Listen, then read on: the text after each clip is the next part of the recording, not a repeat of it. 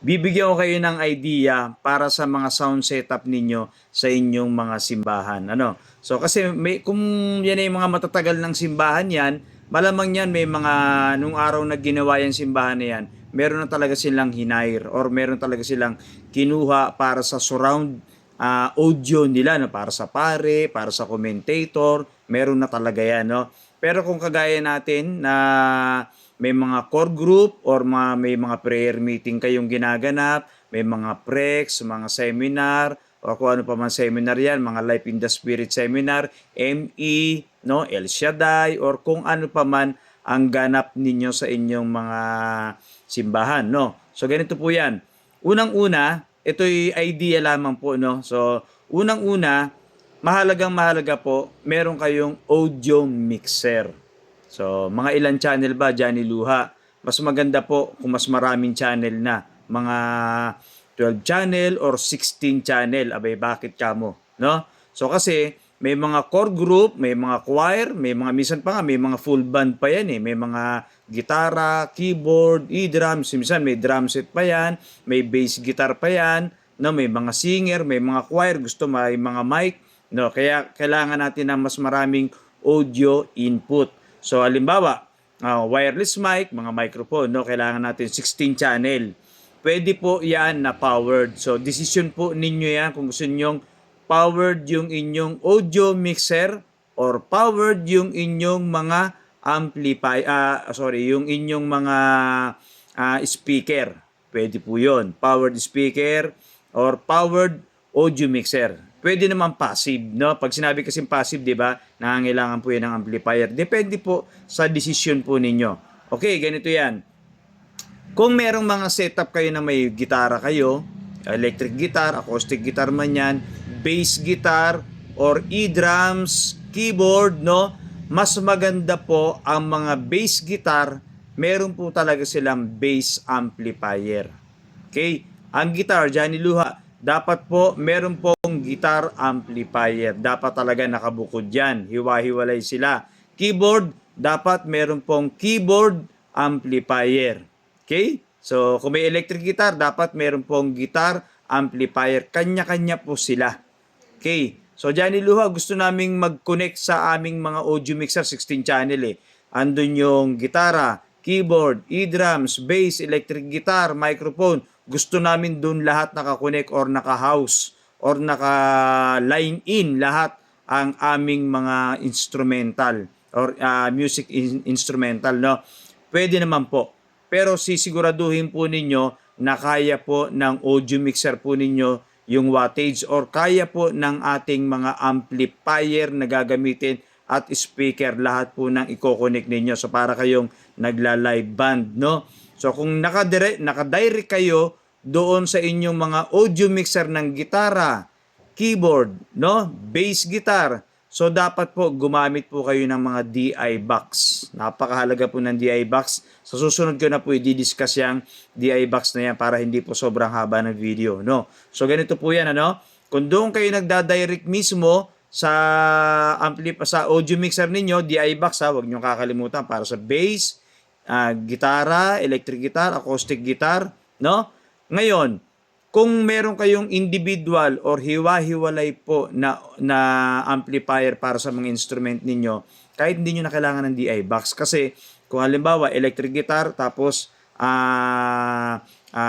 amplifier para sa gitara, so kahit naka-direct pwede. Yung iba gumagamit pa rin ng DI box. Decision pa rin ninyo yan, no? So ang ginagawa ko sa simbahan, para kahit sabihin natin na meron lang akong 2 D15 or 2 D18 na speaker. Tapos meron akong amplifier or power amplifier. Sabihin na natin naka-power amplifier ako, no? Tapos isang audio mixer 16 channel. Ang ginagawa ko po dyan, kung talagang gusto nila mag-line in or naka-house para nga naman mas malakas, no? Kasi kadalasan sa simbahan, malakas na masyado yan kasi nga open eh, or talagang ang tawag dito, malaki, malawak. Or kung yung simbahan naman ninyo maliit lang, yung saktuhan lang, kahit hindi nyo na nga i-line in yan eh. Kasi malakas na po talaga yan, no? Sa mga live band, ginagawa din namin yan, yung mga line in, no? So, ganito yan. Kung talagang gusto po ninyong naka-line in kayo doon sa inyong audio mixer, yung gitara, no? Tatapatan po ninyo ng microphone yung gitara ninyo. Yung acoustic man yan or electric guitar, yung amplifier na ginagamit po ninyo. Tapatan po ninyo. Tapos, i-off ninyo yung echo or reverb effects ng microphone na tinapat nyo doon sa gitara, sa bass guitar, sa keyboard man yan, or sa e-drums na amplifier nila, no? Bakit?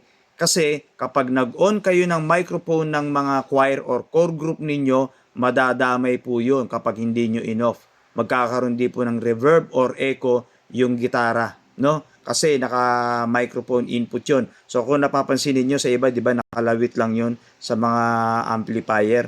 So ganun po. At ang kagandahan nun, mahina lang yun. Sobrang sensitive din na yun. So halos nakalapit na yun doon dahil nakabitin yun doon. So konting-konting lakas lang ng fader or ng volume control. Dapat naka-off na po ang inyong gain. No, nasa ibabaw, naka-off na 'yon.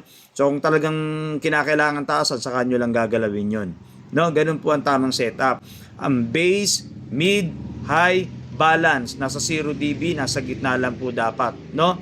Uulitin ko, no, para mas mabilis po ninyo or mas matandaan ninyo. So halimbawa na lang sa guitar amplifier, meron pong microphone na nakabitin doon sa inyong mga amplifier. I-off ninyo ang inyong reverb or ang inyong effects or echo, no? So, i-off ninyo yan. Dahil kagaya ng sabi ko kanina, madadamay po yan kapag nag-angat kayo sa master volume ng effects, so magkakaroon din ng echo. Hindi po maganda yon. Okay? So, ganun din po sa e-drums, sa bass guitar. O, yun po yung kadalasang setup. Pero, mas nire-recommend ko po kung talagang may mga budget, hiwa-hiwalay po talaga ng amplifier. Yun ang pinaka-the best na mas magandang gawin ninyo, no? Kahit sa live band, ganun din po yun. Kung napapansin niyo, di ba? Hiwa-hiwalay sila ng amplifier nila, may kanya-kanyang speaker para iba yung mga guitar amplifier po ninyo. Halimbawa, Johnny Luha, meron akong 60 watts na guitar amplifier. Wag na wag po ninyong sasaksakan niya ng bass guitar kung ayaw nyong masira po agad yan. Kasi, pag sinabing guitar amplifier, compatible po siya para sa guitar amplifier. Pag sinabing bass guitar, talagang may nakalaan po siya para sa bass.